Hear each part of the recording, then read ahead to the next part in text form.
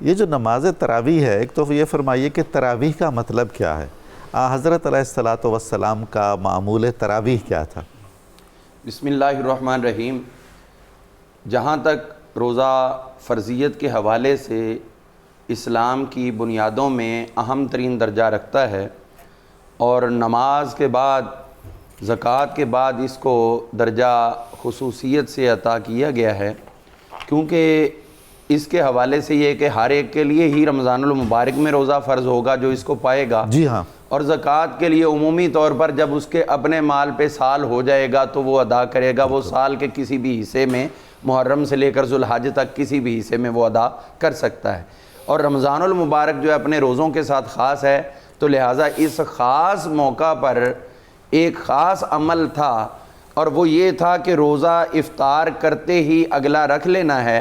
اس کے بعد جب کرم نوازی ہوئی کہ سحر سے لے کر جو غروب آفتاب ہے تب تک روزہ، تو اب رات کا وہ جو ٹائم نکال دیا گیا تھا، تو کہیں یہ نہ گمان کیا جائے کہ ہم تو اس میں بھی نیکی لینا چاہتے تھے تو اللہ نے ہمیں اس سے دور کر دیا۔ تو حضور نے فرمایا دور نہیں کیا جائے گا، آؤ اس کے لیے ہم تمہیں قرآن پاک کی صورت میں وہ عظیم تحفہ عطا کر رہے ہیں، جو ویسے بھی راتوں کو پڑھو اور خصوصیت سے نماز تراویح ادا کرو اور اس میں قرآن بھی سنو اور پڑھو، تو لہٰذا تمہارا عمل یہ ہوگا کہ نفلی نمازیں بھی ادا ہو رہی ہوں گی جو سنت بن کے تراویح کا لفظ پاتی ہیں، اور پھر اس کے ساتھ ساتھ تمہیں سماعت قرآن کا بھی شرف حاصل ہوگا۔ حضور صلی اللہ تعالیٰ علیہ وآلہ وسلم قرآن پاک کی کثرت فرماتے تھے۔ تراویح کیا ہے؟ ترویحۃ کی جمع ہے، اور ترویحہ یہ راحت سے بنا ہے، سکون سے، تو اطمینان، آرام۔ اس کے دو مطلب ہیں۔ ایک تو مطلب اس کا یہ ہے کہ وہ نماز جو بڑے آرام سے ادا کی جائے اور اس میں انسان کو آرام حاصل ہو، راحت ملے، راحت ملے۔ اب ہمارے ہاں اس کا پہلا مفہوم کیا ہے کہ ہمارے کئی لوگ وہ شہر کی کئی مساجد کا دورہ کرتے ہیں ابتدا میں، اور بلکہ پہلوں کے نشان لگے ہوتے ہیں کہ کدھر جلدی ہوگی اور کون سپیڈ سے پڑھائے گا، ہم اس کے پیچھے جائیں گے۔ اور بعض جگہوں پر تو یہ بھی سننے میں آیا کہ وہاں پر جو حافظ بہت تیز پڑھتا ہو اس کو حافظ بجلی کا نام دے دیا جاتا ہے، اور وہ رکوع بھی پورا نہیں، سجدہ بھی پورا نہیں، اور اس کے اندر اتنی سپیڈ ہوتی ہے کہ جیسے ابھی کو بم پھٹنے والا تو نکلو اور بھاگو یہاں سے۔ یہ تو کوئی پسندیدہ صورتحال تو نہیں، یہ لفظ تراویح کے متصادم بالکل ہے۔ متصادم۔ تو لہٰذا اس کو دیکھنا چاہیے کہ یہ اللہ نے آرام کے لیے نماز دی تھی، اور اسی لیے رکھا ہے اس کا کہ عشاء کی نماز سے لے کر آپ اس وقت تک جب تک روزے کا رکھنے کا ٹائم موجود ہے تب تک، یعنی طلوع فجر تک، اس کو کسی بھی ٹائم میں آپ ادا کر سکتے ہو۔ بلکہ اس کے لیے تو کچھ رکعتوں کے درمیان کچھ ٹھہرنا بھی ہے۔ میں دوسرا مفہوم وہ ہے، پہلے اس کی عرض کر رہے ہیں کہ جب یہ آرام اور سکون حاصل ہوگا تو پھر لفظ تراویح کا ہم نے تقاضا پورا کر دیا۔ دوسری طرف ہماری یہ کوشش ہوتی ہے کہ کم رکعتیں کدھر پڑھائی جا رہی ہم ادھر چلے جائیں، تو یہ بھی لفظ تراویح کے وسیع تر مفہوم کے ساتھ مطابقت نہیں رکھتا۔ اس کے بعد پھر دوسرا جو مفہوم بیان کیا گیا ہے وہ راحت کا، یعنی ہر 4 رکعت کے بعد جو آرام کیا جائے، اور ہمارے ہاں وہاں پر وہ تسبیح تراویح پڑھ لی جاتی ہے سبحان ذی الملک والملکوت والی، یہ پڑھنی ایک انتہائی مستحسن عمل ہے۔ اس کی جگہ پہ کچھ اور بھی پڑھا جائے تو وہ بھی ممکن ہے۔ اس دور میں جب امام مالک رحمۃ اللہ تعالی علیہ کا دور تھا، اس زمانے میں یہ ہوتا تھا کہ جو بیت اللہ شریف میں آ کر مسجد حرام میں تراویح ادا کرتے تھے تو وہ 4 رکعت پڑھ کر پھر اس کا طواف کیا کرتے بیت اللہ شریف کا، اور پھر دوبارہ جو ہے وہ تراویح شروع کرتے، تو یعنی ان کو راحت بیت اللہ کے طواف میں مل رہی ہے۔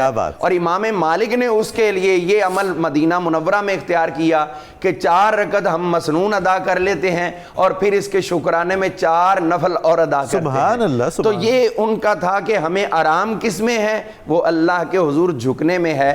حضور صلی اللہ تعالیٰ علیہ وآلہ وسلم آپ نے جو تراویح ادا فرمائی، ایک مرتبہ آپ جب باہر تشریف لائے، یہ صحیح ابن حبان کے اندر موجود ہے، صحیح ابن خزیمہ کے اندر 3 جلد میں موجود ہے، حضور صلی اللہ تعالیٰ علیہ وآلہ وسلم مسجد نبوی میں تشریف لائے تو مسجد نبوی کے کونے میں دیکھا کہ کچھ لوگ مل کر کوئی نماز ادا کر رہے ہیں۔ آپ نے فرمایا بھی یہ کیا کر رہے ہیں؟ عرض کی حضور یہ وہی نماز جو آپ ادا فرماتے ہیں وہ کر رہے ہیں۔ تو ایسے کیوں کر رہے ہیں؟ انہوں نے عرض کیا حضور ان کے ساتھ وہ لوگ کھڑے ہوئے ہیں، یہ ان کے آگے کھڑے ہونے والے حضرت ابی بن کعب ہیں، اور ان کے ساتھ وہ لوگ کھڑے ہوئے ہیں جن کو ابھی تک پورا قرآن یاد نہیں ہوا، نئے نئے مسلمان ہوئے ہیں, اسلام میں ابھی تازہ آئے ہیں, تو قرآن پاک اتنا یاد نہیں کر سکے, تو وہ ان کی اقتداء میں نماز ادا کر رہے ہیں. تو حضور صلی اللہ تعالی علیہ وسلم فرماتے قد اصحابو, انہوں نے بہت اچھا کام کیا ہے. تو اس کا مطلب ہے کہ تراویح کی جماعت خود حضور کے دور مقدس میں باقاعدہ شروع ہو چکی تھی. اس کے بعد اسی تراویح کو جو ہے بالالتزام تعامل امت حاصل ہوتا رہا. حضرت سیدنا عمر فاروق رضی اللہ تعالیٰ عنہ کا جب دور مقدس آیا تو اس میں حضرت سیدنا مولا علی المرتضیٰ شیر خدا کرم اللہ تعالی وجہ الکریم, آپ نے حضرت عمر فاروق کو مشورہ دیا. اچھا, یہ مشورہ حضرت مولا علی پاک کا تھا کہ یہ جو لوگ متفرق تراویح ادا کر رہے ہیں, کوئی ادھر کوئی ادھر کوئی ادھر اپنی اپنی پڑھ رہے ہیں, تو کیا یہ اچھا ہو کہ ہم ان کو ایک امام کی اقتداء میں جمع کر دیں.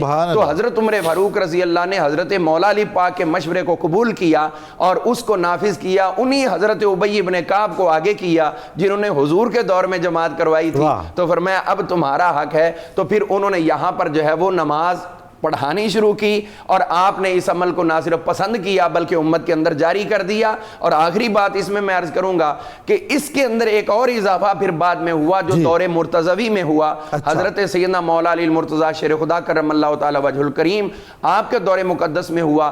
آپ نے تراویح کے لیے ایک الگ امام مقرر کیا اور وتر کی نماز آپ خود پڑھایا کرتے تھے. تو وتر کی جماعت شروع کروانا یہ حضرت مولا علی کی سنت ہوا, اور یہ دنیا کے کونے کونے میں یہ ادا کی جاتی ہے. تو یہ فیضان علی المرتضیٰ شیر خدا کرم اللہ تعالی وجہ الکریم ہے. تو اسی لیے آپ نے ایک اور مقام پر بھی مردوں کے لیے الگ امام مقرر کر دیا, خواتین کے لیے خاتون امام الگ مقرر کر دیں. تو اس صورت میں بھی یہ نماز تراویح کا جتنا بھی حسن بڑھایا جا سکے اتنا ہی بڑھانا ہے. اور وہ وقت جو ہے, اسی لیے ہم کہتے ہیں پوری دنیا کا تمام جو فقہا ہیں ان کا اسی پہ متفقہ فیصلہ ہے, اور وہ یہ ہے کہ صرف اور صرف ہم نماز تراویح کے بعد رمضان المبارک میں وطروں کی جماعت ادا کرتے ہیں. جب رمضان المبارک گزر جائے تو پھر وطروں کی جماعت نہیں ہوتی. تو یہ کس کی برکت ہے؟ یہ حضرت سیدنا مولا علی مرتضیٰ شیر خدا کی برکت. ماشاءاللہ.